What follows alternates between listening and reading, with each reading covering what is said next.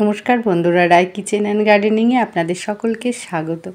বন্ধুরা, আপনাদের জবা গাছ কি একেবারে বৃদ্ধি বন্ধ হয়ে গেছে কিংবা পাতা হলুদ হয়ে যাচ্ছে, তার সাথে কুঁড়ি একেবারেই গাছে আসছে না, যদিও বা আসছে সেগুলো হয়তো ঝরে পড়ে যাচ্ছে, তার সাথে নানান ধরনের গাছে রোগ পোকা, সব আজকে সমস্যার সমাধান করব আমার এই ভিডিওতে। আপনাদের সকলকে স্বাগত আমার এই ভিডিওটি দেখার জন্য। বন্ধুরা, প্রথমত আমাদের গাছগুলোকে যে পরিচর্যাটার কথা বলবো সেটা হচ্ছে রোদে রাখতে হবে। এই শীতে আমরা গাছগুলো যেখানে 4 থেকে 5 ঘন্টা রোদ থাকবে সেই রোদে রাখতে হবে।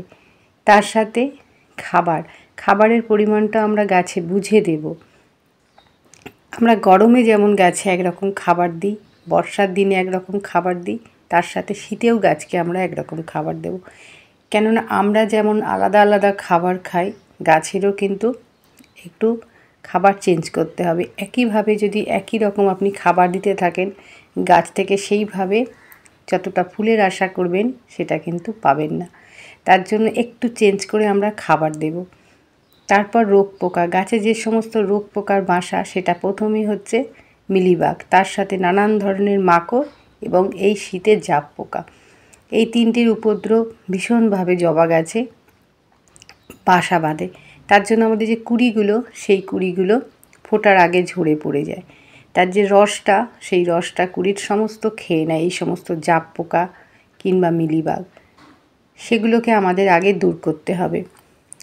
এই যে একটা কুঁড়ি গাছের আসতে আমাদের বেশ সময় লাগে, আর সেই কুঁড়িগুলো ফোটার আগে যদি ঝরে পড়ে যায় সেটা কিন্তু ভীষণই কষ্টের।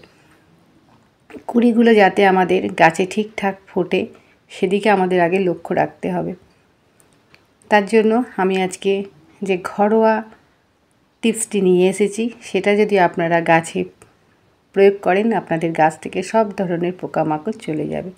আমি আজকে নিয়ে এসেছি ন্যাপথলি। এই ন্যাপথলির যে একটা ঝাঁঝালো গন্ধ আছে, সেই গন্ধের জন্য কিন্তু আমাদের গাছ থেকে সব ধরনের পোকামাকড় একদিনে চলে যাবে। একটু চূর্ণ করে নেবেন ন্যাপথলিটা, নিয়ে স্প্রে বোতলে ভরে আপনারা ঠিক সন্ধ্যার আগে প্রতিটা গাছে এই জলটা কিন্তু দিতে হবে। শুধু যে আমরা একটা গাছে দেব সেটা নয়, আমাদের গাছগুলো সবই কাছাকাছি থাকে। তার জন্য বন্ধুরা, আপনারা সব গাছে, ছাদ বাগানে এই জলটা কিন্তু স্প্রে করবেন, তাহলে গাছ থেকে আমাদের সব ধরনের পোকামাকড় একদিনে চলে যাবে। আর পোকামাকড় যখনই চলে যাবে তখন কিন্তু আমরা কুঁড়িগুলো গাছে সব অক্ষত থাকবে। তারপর আসি খাবারে। গাছকে যেমন আমাদের নাইট্রোজেন সমৃদ্ধ খাবার দিতে হবে, তারপর দিতে হবে ফসফরাস এবং ক্যালসিয়াম, তার সাথে পটাশিয়াম। এই নাইট্রোজেনের জন্যই কিন্তু আমাদের গাছগুলো যেমন পাতাগুলো সবুজ থাকবে এবং গাছটা দ্রুত বৃদ্ধি হবে। তার জন্য আমাদের নাইট্রোজেন সমৃদ্ধ খাবার গাছকে অবশ্যই দিতে হবে। সেই জন্য আমি আজকে রেখেছি শিংকুচি। এই শিংকুচির মধ্যে আছে প্রচুর পরিমাণে নাইট্রোজেন। তারপর আমি এখানে রেখেছি অ্যাপসাম সল্ট, যেটা আমাদের ম্যাগনেসিয়াম সালফেট।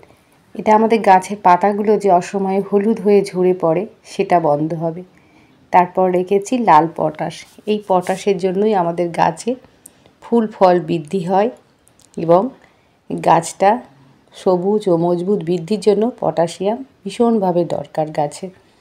এই তিনটি সার আজকে আমি গাছে দেব। বন্ধুরা, এই তিনটি সারের যখনই গাছ তার শিকড় পাবে তখন আপনাদের গাছগুলো যেমন বৃদ্ধি এবং তার সাথে অফুরন্ত কুঁড়ি চলে আসবে গাছে।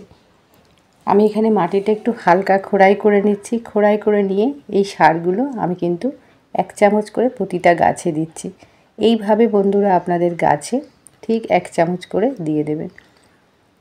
আমাদের মাঝে মাঝে একটু খাবার গাছের জন্য চেঞ্জ করতে হবে। আমরা তো জৈব সার কিংবা তরল সার সব কি গাছে দিই, তার সাথে একটু রাসায়নিক সারও আমাদের দিতে হবে। গাছগুলো দ্রুত হেলদি এবং তার সাথে যে কুঁড়ি আমাদের অনেক সময় ঝরে পড়ে যায়, এই পটাশ যদি সার ঠিকঠাক আমরা প্রয়োগ করি তাহলে কিন্তু আমাদের কুঁড়িগুলো গাছে ঠিকঠাকভাবে ফুটবে, কোনো কুঁড়ি আমাদের অসময়ে ঝরে পড়বে না। এইভাবে আমরা গাছের পরিচর্যা করব এই ডিসেম্বর মাসে। আমরা এখন যতদিন শীত থাকবে গাছ থেকে এইভাবে ফুল ফোটাবো।